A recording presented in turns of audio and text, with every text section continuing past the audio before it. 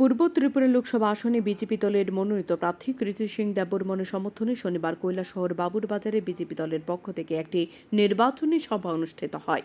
উক্ত নির্বাচনী সভায় উপস্থিত ছিলেন রাজ্যের প্রাক্তন মুখ্যমন্ত্রী তথা পশ্চিম ত্রিপুরা লোকসভা আসনে বিজেপি দলের মনোনীত প্রার্থী বিপ্লব কুমার দেব, চণ্ডীপুর বিধানসভা কেন্দ্রের বিধায়ক তথা রাজ্য সরকারের মন্ত্রী টিঙ্কু রায়, বিজেপি সংখ্যালঘু মোর্চার রাজ্য কমিটির সভাপতি বিল্লাল মিয়া, রাজ্য ওয়াকফ বোর্ডের চেয়ারম্যান মবস্বর আলী, জেলা বিজেপির সভাপতি পবিত্র দেবনাথ,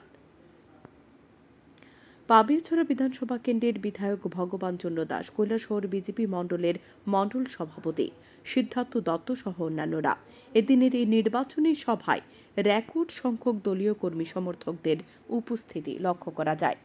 কিভাবে পূর্ব ত্রিপুরা লোকসভা আসনে বিজেপি দলের মনোনীত প্রার্থীকে বিপুল ভোটে জয়ী করা যায় সেসব বিষয় নিয়ে এদিন এই নির্বাচনী সভায় আলোচনা করা হয়। বিপ্লব কুমার দেব তার বক্তব্যে ইন্ডিয়া জোটের কংগ্রেস ও সিপিআইএম এর তীব্র সমালোচনা করেন।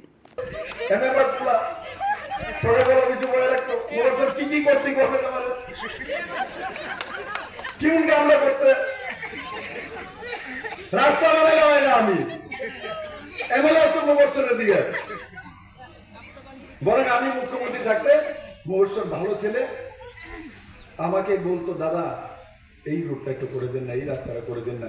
আমি যতটা পারি চেষ্টা করতাম। মহোৎসবের কথা আমি শুনেছি অনেক।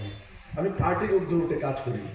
মহোৎসব এসে আমার একটা কাগজ দিতে, দাদা দেন না, এটা দিলে জেলা বাজারে এটা ভালো হইব, বাবুর বাজারে এটা ভালো হইব, এটা কৈলাসহরের রোডটা ভালো হইব, হাসপাতাল বিল্ডিং দাদা দেন না, বুঝো।